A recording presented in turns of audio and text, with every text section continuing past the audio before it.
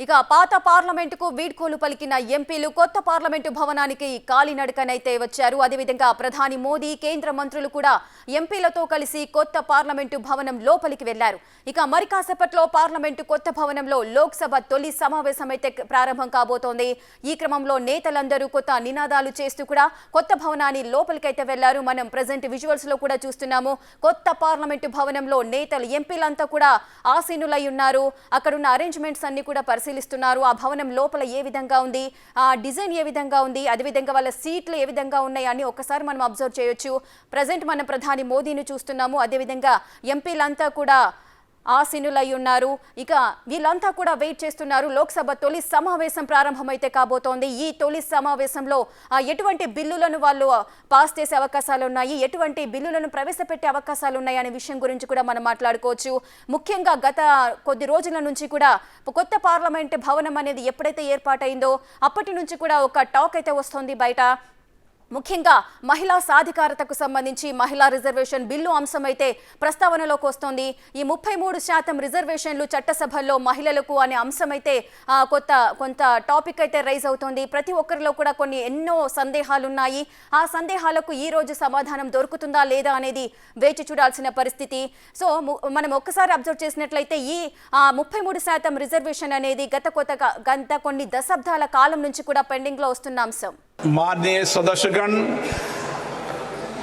आज हमारे देश के लोकतांत्रिक इतिहास का एक अत्यंत महत्वपूर्ण दिन है, जब हम संसद के नए भवन में लोकसभा की पहली बैठक आरंभ कर रहे हैं।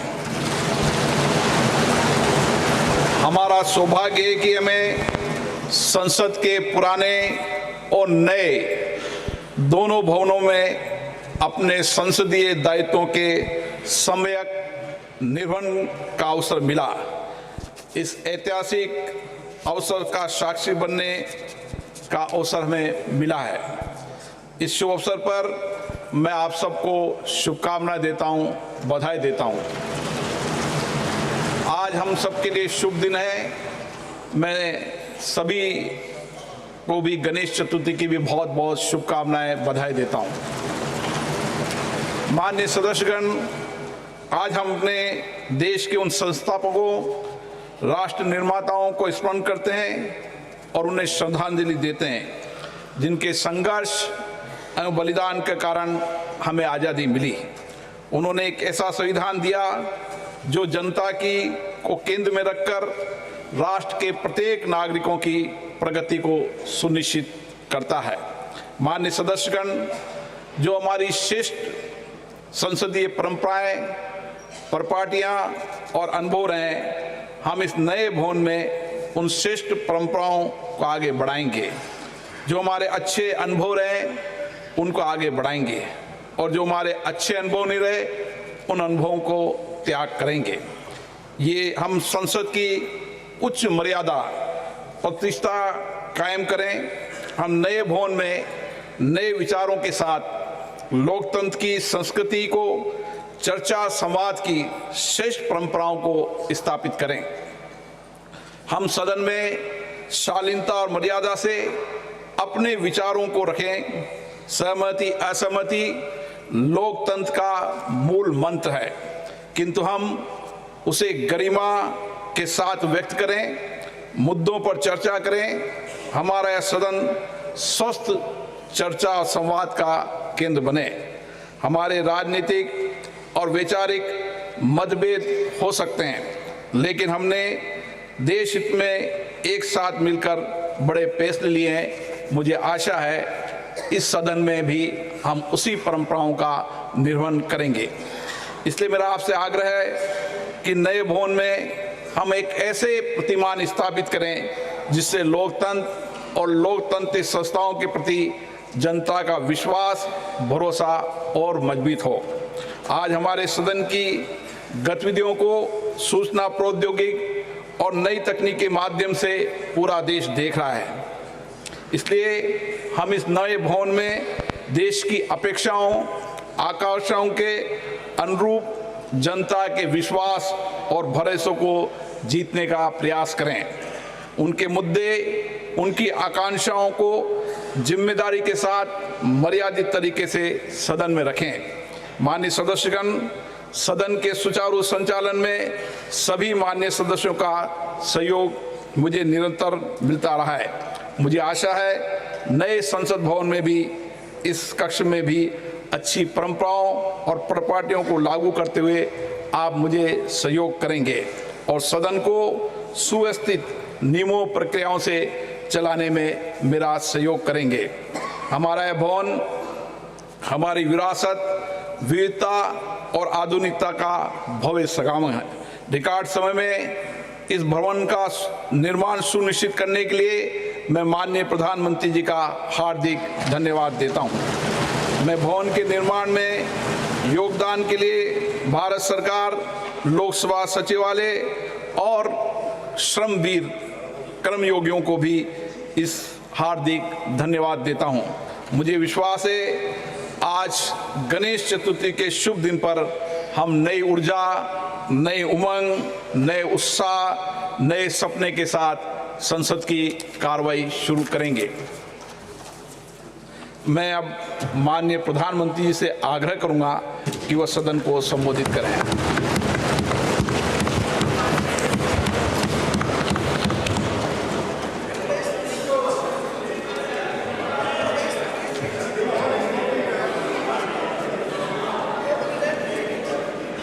आदरणीय अध्यक्ष जी,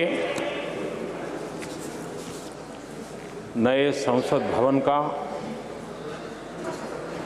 ये प्रथम और ऐतिहासिक सत्र है। मैं सभी माननीय सांसदों को और सभी देशवासियों को बहुत बहुत शुभकामनाएं देता हूं।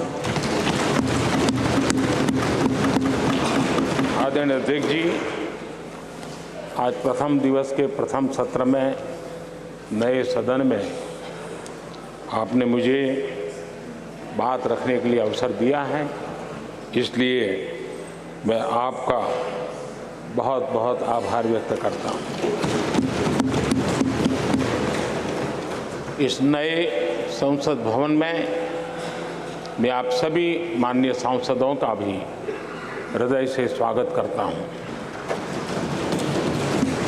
ये अवसर कई मायनों में अभूतपूर्व है। आज़ादी के अमृत काल का ये उषा काल है और भारत अनेक सिद्धियों के साथ नए संकल्प लेकर के नए भवन में अपना भविष्य तय करने के लिए आगे बढ़ रहा है। विज्ञान जगत में चंद्रयान 3 की गगनचुंबी सफलता हर देशवासी को गर्व से भर देती है। भारत की अध्यक्षता में G20 का असाधारण आयोजन विश्व में इच्छित प्रभाव, इस अर्थ में ये अद्वितीय उपलब्धियां हासिल करने वाला एक अवसर भारत के लिए बना। इसी आलोक में आज आधुनिक भारत और हमारे प्राचीन लोकतंत्र का प्रतीक नए संसद भवन का शुभारंभ हुआ है। सुखद संयोग है कि ये गणेश चतुर्थी का शुभ दिन है।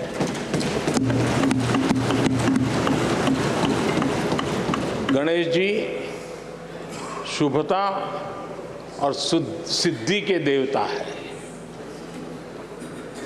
गणेश जी विवेक और ज्ञान के भी देवता है।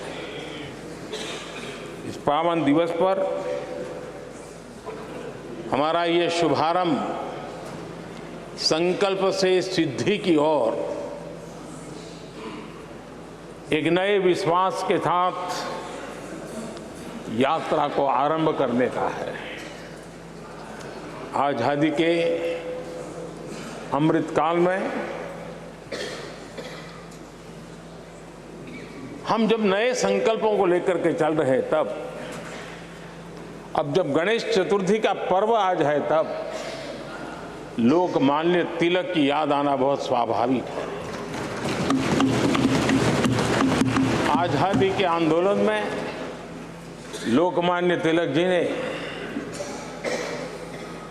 गणेश उत्सव को एक सार्वजनिक गणेश उत्सव के रूप में प्रस्तावित करके पूरे राष्ट्र में सुराज्य की आहलेख जगाने का माध्यम बनाया था।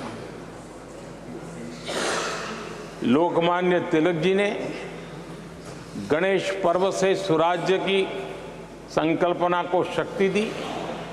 उसी प्रकार से आज ये गणेश चतुर्थी का पर्व लोकमान्य तिलक जी ने स्वतंत्र भारत स्वराज्य की बात कही थी। आज हम समृद्ध भारत गणेश चतुर्थी के पावन दिवस पर उसकी प्रेरणा के साथ आगे बढ़ रहे हैं। सभी देशवासियों को इस अवसर पर फिर एक बार मैं बहुत बहुत बधाई देता हूं। आदरणीय अध्यक्ष जी, आज संवत्सरी का भी पर्व है। ये अपने आप में एक अद्भुत परंपरा है। इस दिन को एक प्रकार से क्षमा वाणी का भी पर्व कहते हैं। आज मिच्छामि दुक्कड़म कहने का दिन है। ये पर्व मन से, कर्म से, वचन से अगर जाने अनजाने किसी को भी दुख पहुंचाया है तो उसकी क्षमा याचना का अवसर है। मेरी तरफ से भी पूरी विनम्रता के साथ, पूरे हृदय से आप सभी को, सभी सांसद सदस्यों को और सभी देशवासियों को मिच्छामि दुक्कड़म।